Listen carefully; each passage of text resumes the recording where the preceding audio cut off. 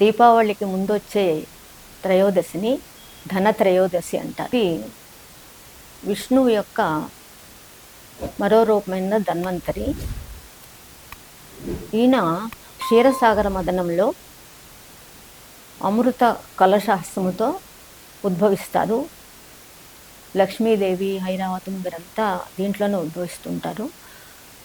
ఇక్కడ ధన్వంతరి ఎంత మనకి ధనమున్నా సంపద ఉన్నా ఆరోగ్యము లేకపోతే నిరర్ధకము. కాబట్టి ధన్వంతరి అనేటువంటి ఈయన ఆయుర్వేద వైద్యుడు, ఆరోగ్య ప్రదాత.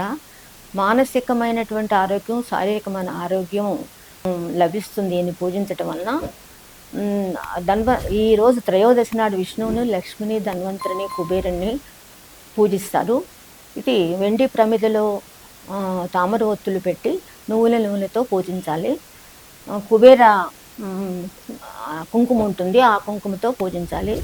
దీనికి నైవేద్యం ఏంటంటే దానిమ్మ గింజలలో తేనె పెట్టి ఆ తేనెని నైవేద్యంగా పెడతారు. దాని అందరి ప్రసాదంగా స్వీకరించవచ్చు. నలుగురు సువాసినులకు వివాహమైనటువంటి వాళ్ళకి నలుగురికి ఆరుగురికి వాయనం ఇవ్వాలి. ఇది శుభప్రదమైనటువంటిది. ఈరోజు యమదీపం పెడితే చాలా మంచిది. దీనిలో కుటుంబ సభ్యులందరూ కూడా ఇంటి గడప దగ్గర దీపాన్ని పెట్టి నువ్వుల నూనెతో దాన్ని వెలిగించి దాంట్లో ఒక రాగి నాణెము వేసి పూజించాలి. దీన్ని పూజించడం వల్ల అపమృత్యు దోషం పోతుంది. ఇది తప్పక నిర్వహించుకోవాల్సినటువంటి పండుగ.